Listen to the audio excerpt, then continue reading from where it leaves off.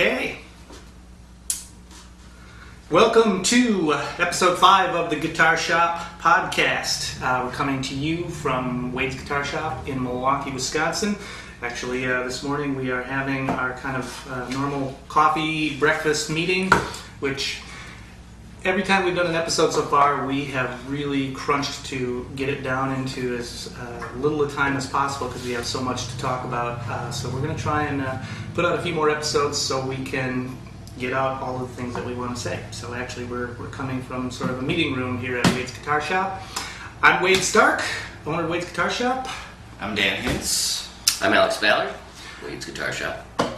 We are live and flying on the iTunes store. We're on Moreau, Zune, or you can check us out on our website, wadesguitarshop.com, or send us an email at wadesguitarshop@sbcglobal.net. All of that information is on the website and right down here somewhere.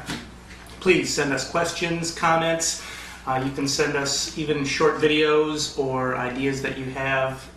We're kind of open to anything you want to shoot at us, so let it rip.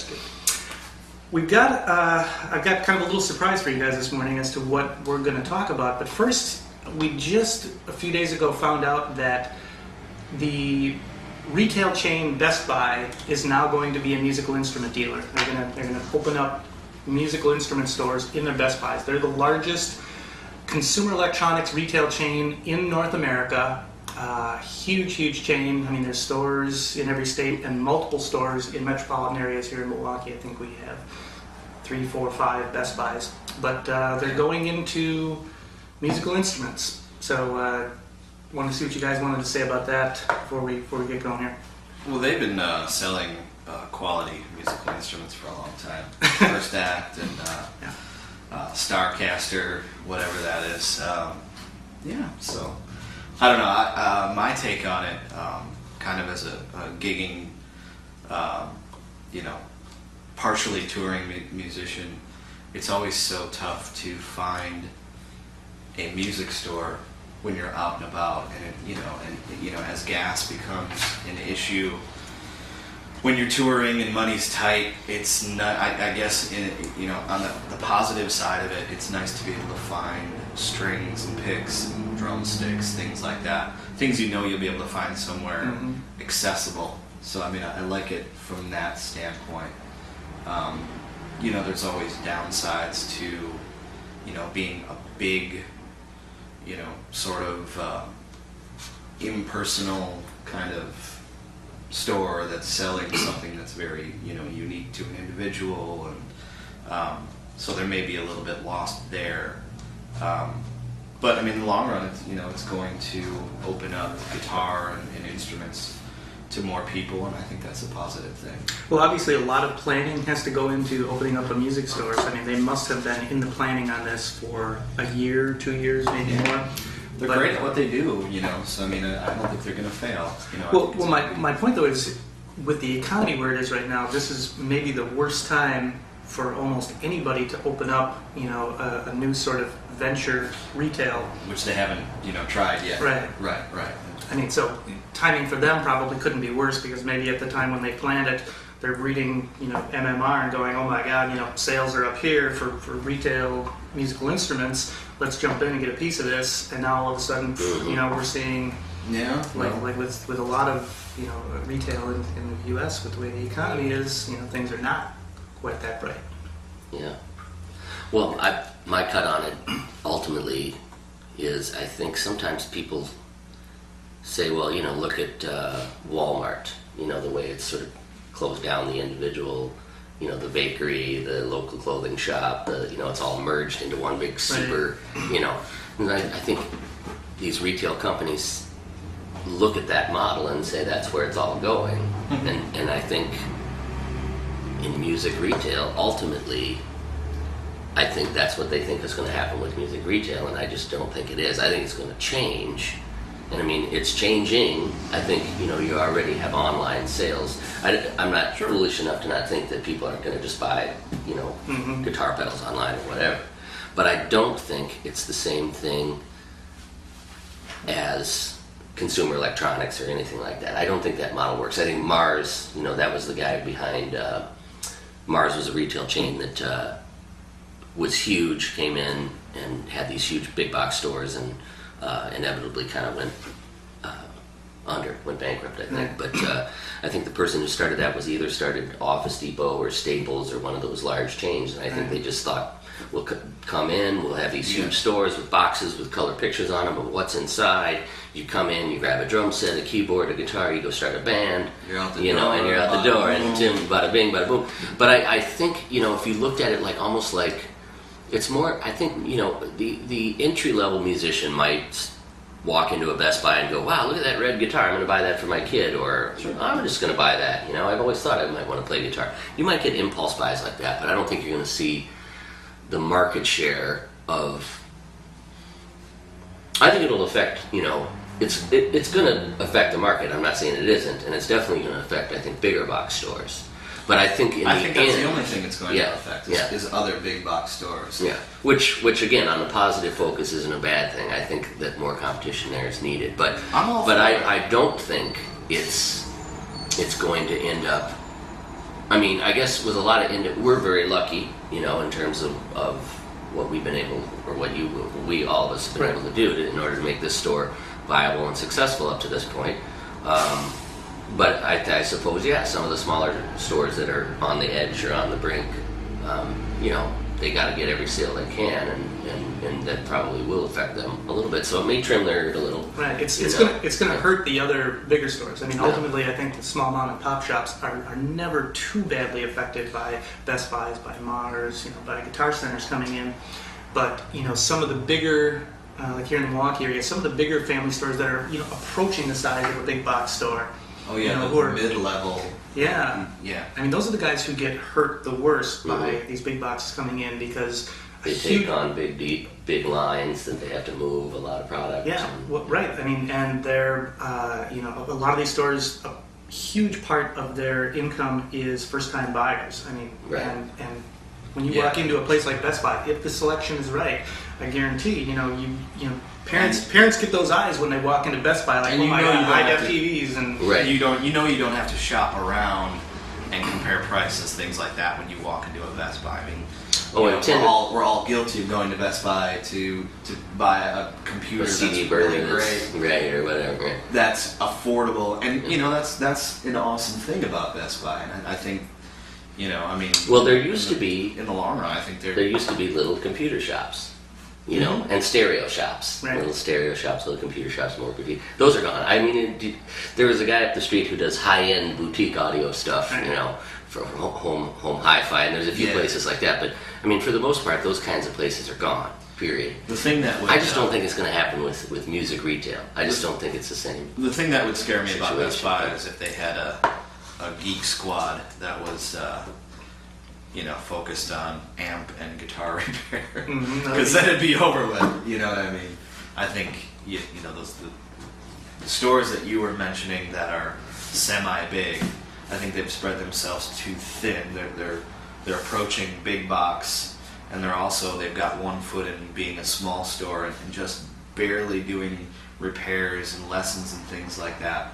And it's like, I think there's two opposite sides of the, buy your cheap, not cheap, but affordable Gibson over at Best Buy, bring it to Wade's to get it set up, And new pickups put in or whatever. or teach me how to restring this thing, because the guy at Best Buy is going, I'm sorry, I can't spend that time with you because I've got 6 people over here who want to buy, which is fine. I think there's a place for everything.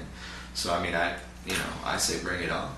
Well, it's gonna be interesting to watch because we've never seen anything like it. And in episode 1, we talked about I'm excited Walgreens. for it. We talked about Walgreens and Target and Walmart carrying guitars.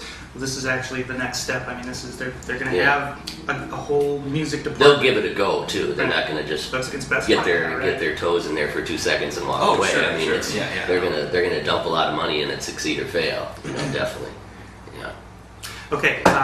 On to the topic that I wanted to talk to you guys about today, and the inspiration for this was just thinking about the things that have really changed where guitars are now. I mean, one of the things that we see in guitars is an attempt by companies like Gibson to do the robot guitar, and you've seen with amplifiers, amp emulation, built into amps now, digital processing. I mean, there's a number of ways that innovators have tried to take guitar into the 21st century, but really what we see is guitars and guitar technology, the core of it, what people really still love and appreciate about it, was developed somewhere between 50 and 100 years ago. Those things aren't changing. So I've picked a few objects that are like sacred objects in the evolution of guitar, and today they kind of all correspond to electric guitar. So I'm going to pull out the first object today, and without even saying anything specifically about it, I just kind of show it here. I didn't give you guys any idea what I was going to be doing, and you had no chance to do any homework or anything. So this is just sacred object number 1 in guitar. We know it well. Do we not? The humbucking pickup. Yes, exactly. And there's a patent number on the bottom of this one. So it's post patent applied for. It's after the PAF, right? So probably late 60s, Les Paul standard pickup. But pickups in general, what an incredible thing to have changed guitar and took guitars into the evolution of what became the standard instrument for rock and for country and for jazz and blues, and the recording industry would have nothing without the pickup. But in 1955, Seth Lover took it the next step and said pickups are noisy. They are not.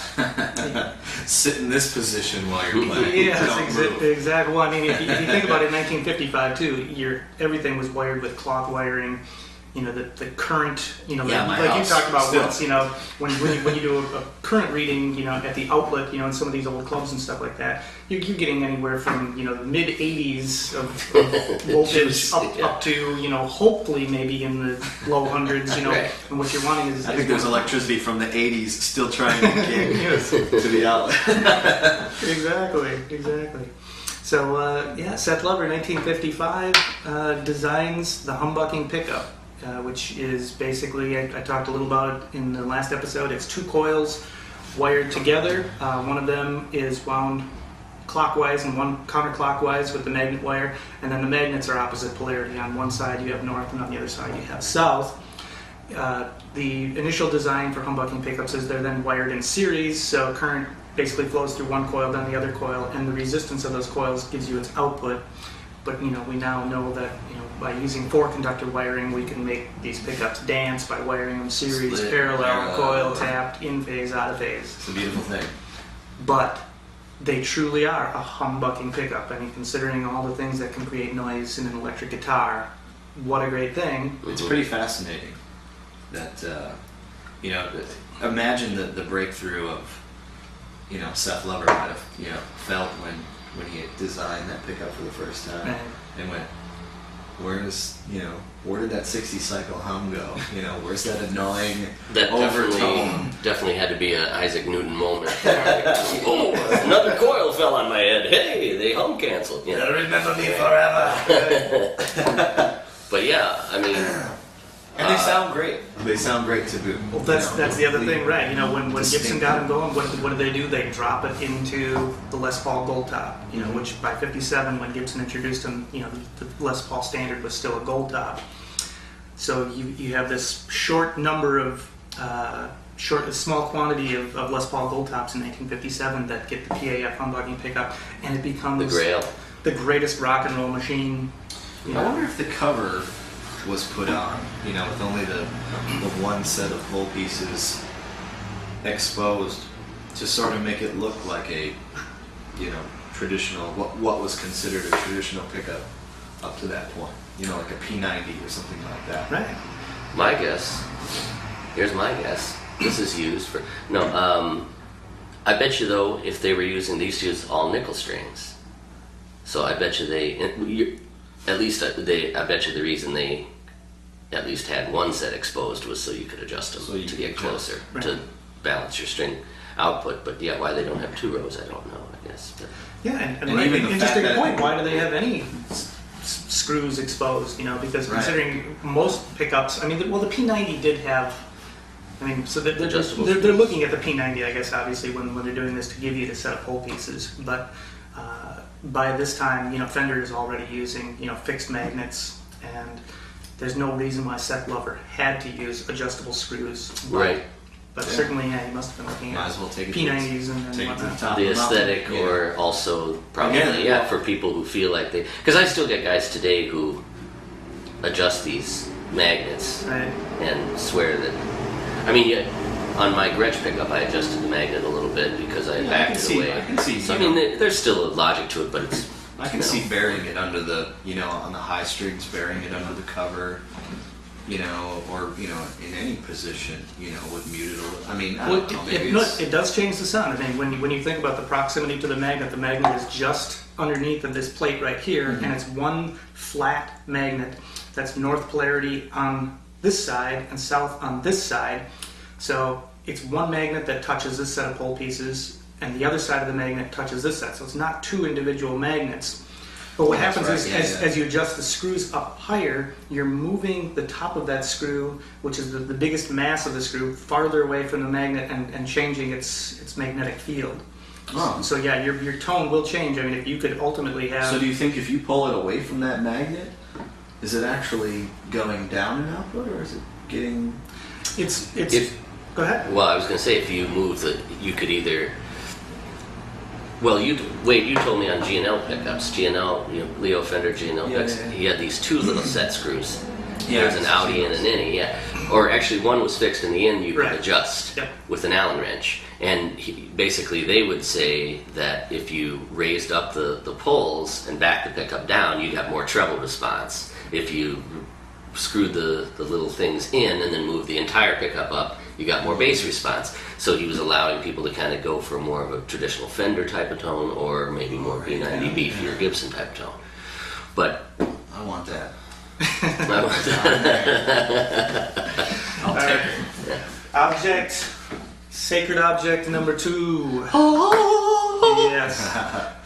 Let's make that baby glow. KT66 or KT88 GE? That is... I think that's an 88. I don't even know. I grabbed it. Oh, here we go. It's a... Can't quite read it. 6G something something. It's an old one. I grabbed it out of an old tube drawer that I had, so you can kind of see more what tubes looked like in the early days of tubes. You know, hand-blown glass, very irregular shape. You know, I mean, pretty kind of primitive looking tube-wise, but they haven't changed a great deal. But I mean, the development of the vacuum tube began over 100 years ago. I mean, this goes all the way back to Thomas Edison and the guys in Nikola Tesla worked on tube ideas, and you know, they were pretty much kind of perfected the modern vacuum tube. The valve was perfected around 1910, kind of right in there. So I mean, these are almost 100 years old when they started being regularly used. And amplifiers today, the best amplifiers are tube amps. And there's another thing that just... Oh, and like with the humbucking pickup, I meant to say too that what has changed? EMG, came out with, an active low impedance pickup with a preamp built in, powered by a 9-volt battery. Lace has these Alumitone, which is really just kind of a unique pickup that has no coils. It creates some kind of feel based on a little inducer of some sort. Little transformer thingy or something. But nobody's jumping ship on 50, 80-year-old technology. They're embracing it. And in fact, tubes. I mean, the market, at least for us, the majority of people who are buying aftermarket pickups, who are replacing pickups, are asking us for two things. One is hum cancellation. Sometimes that there's a lot of different pickup companies, to revert back here, but right. who are doing different hum canceling designs of traditional non-hum canceling pickups. Right. So there's some market new stuff maybe happening there a little bit. But again, what's driving it though is people's need to hear a P90, the traditional 1955 P90 or whatever, 49 P90, yeah. but without the noise, And when people are taking modern guitars, be they Gibsons, Paul Reed Smiths, Fenders, and replace the pickups, usually what they're asking us for is, what do you have that's closer to a 1957 Strat pickup? Or what do you have that's close to a PAF or an early 60s Gibson pickup? And that's what's driving the market. People still are reverting back to sort of the heyday, the golden era. Yeah, you see these Les Pauls come out and they have real hot pickups in the bridge, and people are kind of, I want the old, patent applied for sound, the set Right. up.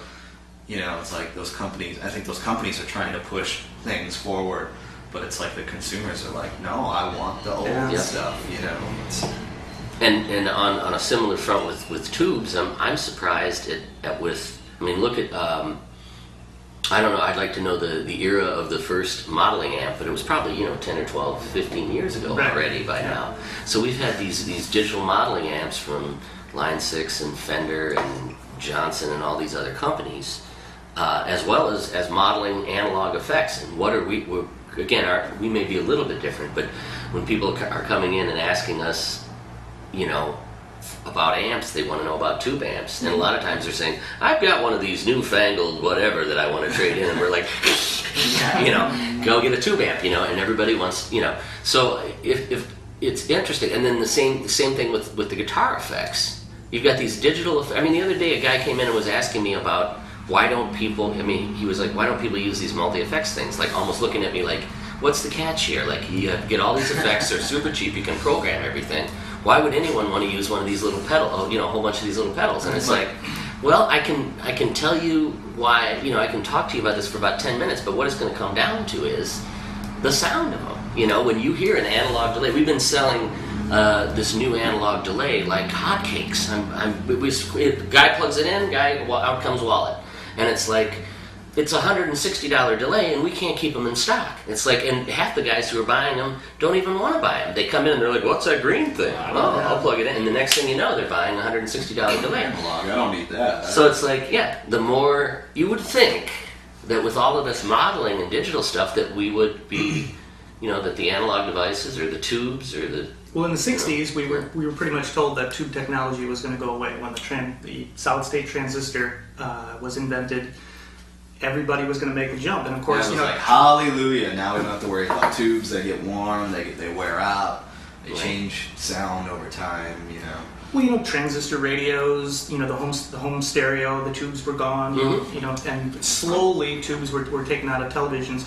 But as companies started taking the tubes out of their amplifiers, the complaints hit right away because guitar players weren't going to have that. Pretty much the end of Gibson amps was Right. the transistor, They made these cool amps, and then they were like, let's make them all solid state, and boink. And Fender had all these, if you look back at Fender's Those 70s Zodiac state, solid state ones, it's like, has anyone actually ever seen one of those? It's like they probably put them in the ads, to like, here, the tubes are gone, it's the Zodiac, and it's, where are those? They're gone. Because nobody, they didn't Just sell kidding. anything.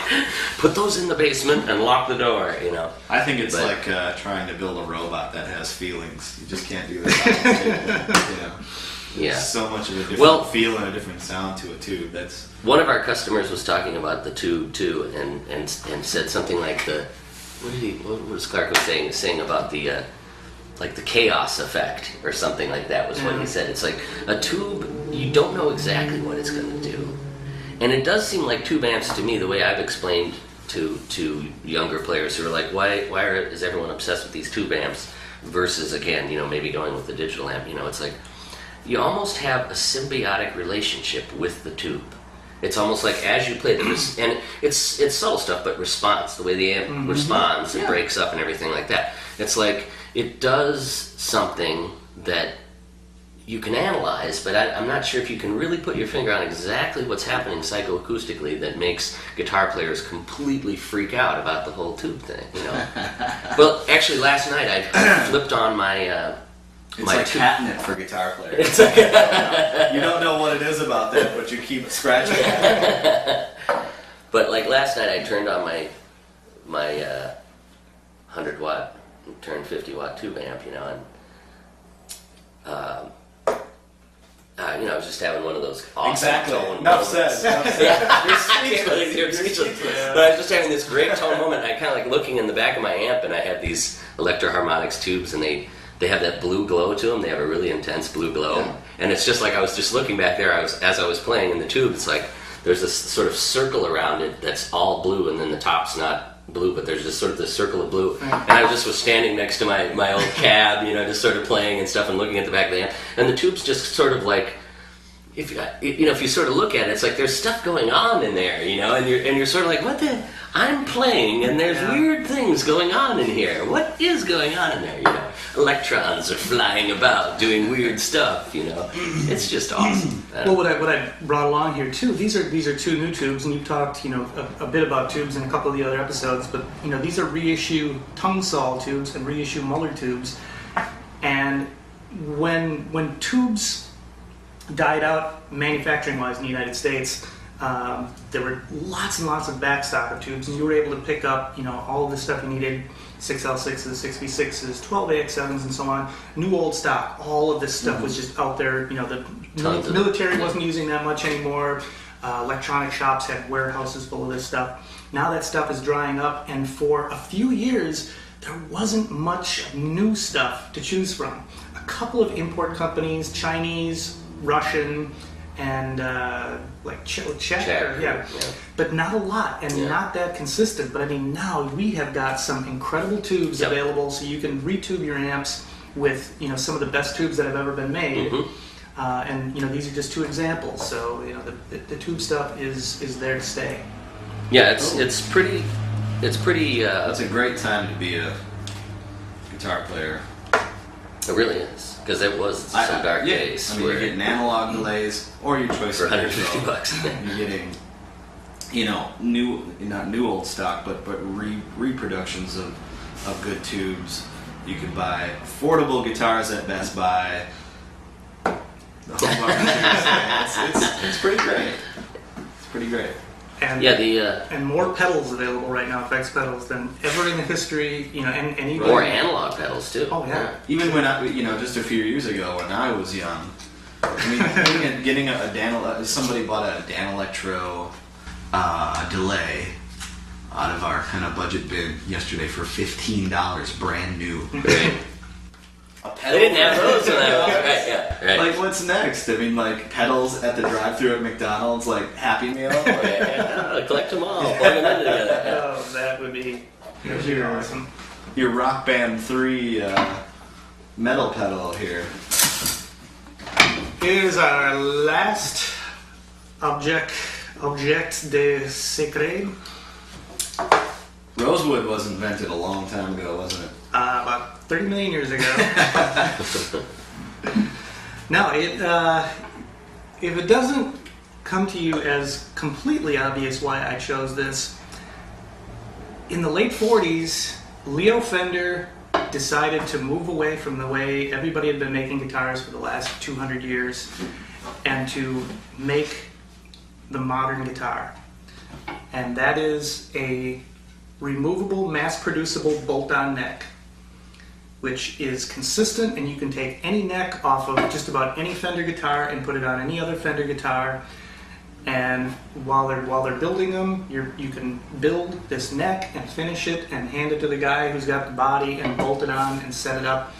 But if you look at where guitars are today, this innovation, guitar construction-wise, changed it all. It took us from the days of Gibson and Epiphone and Gretsch and Martin and companies that just had always made either dovetail jointed or tongue and groove glued in necks to what the modern guitar would be defined by, and that is the bolt-on, pretty much the bolt-on maple neck.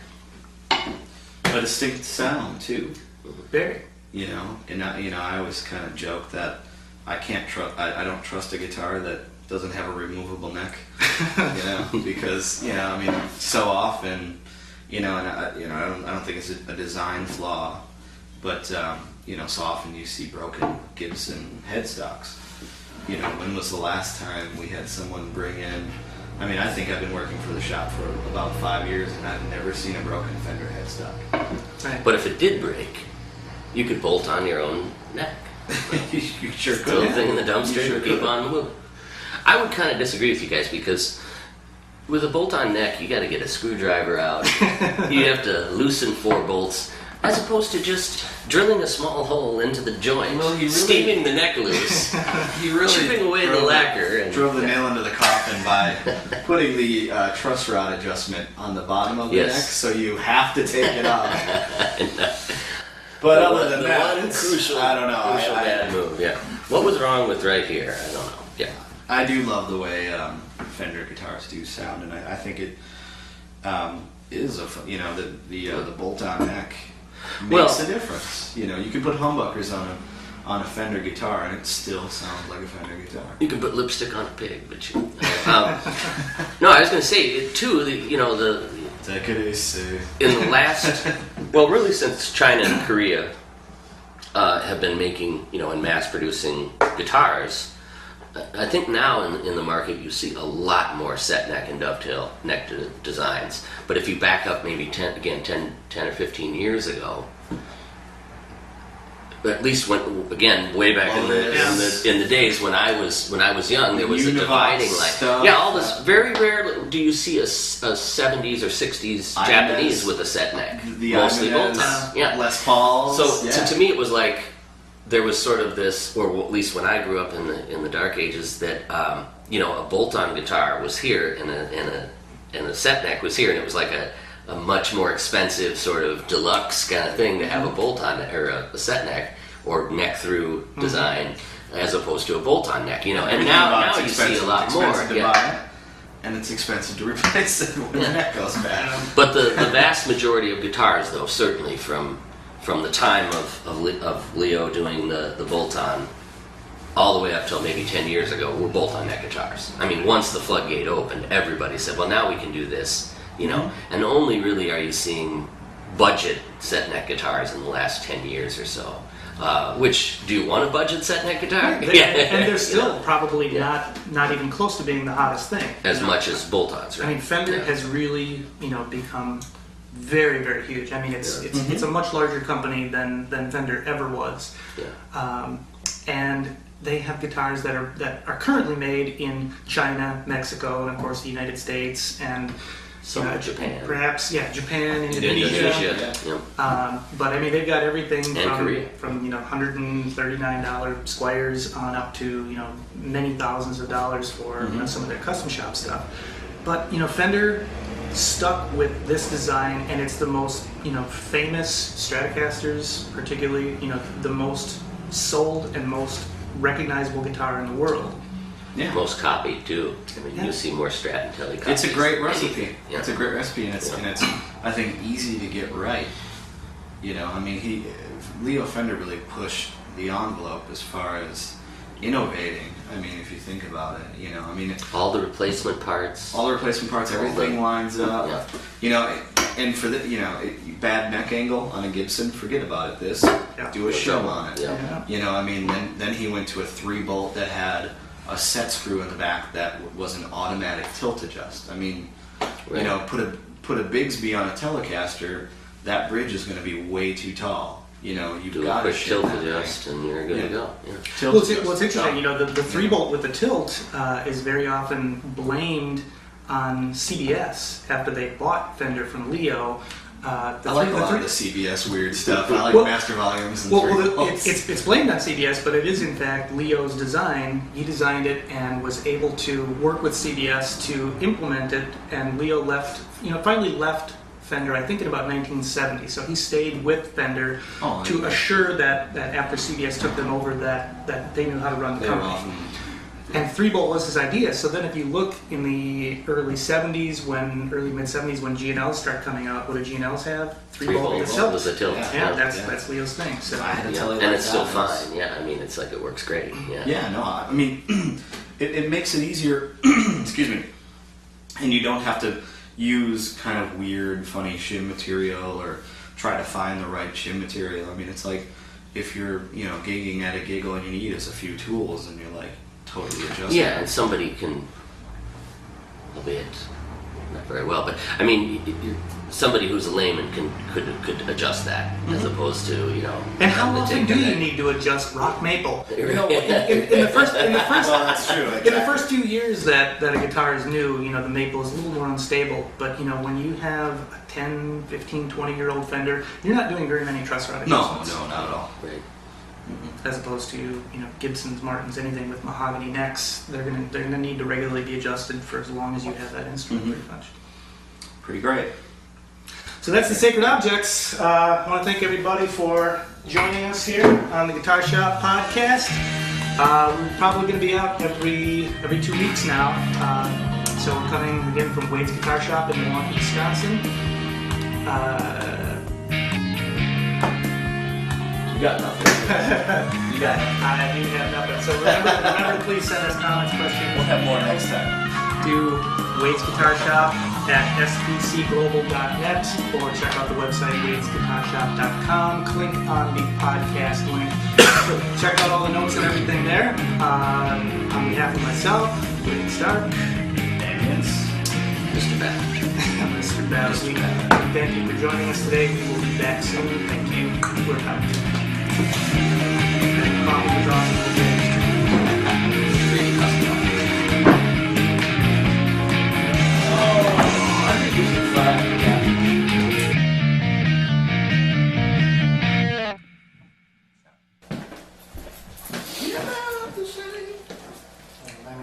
Unplug the thing.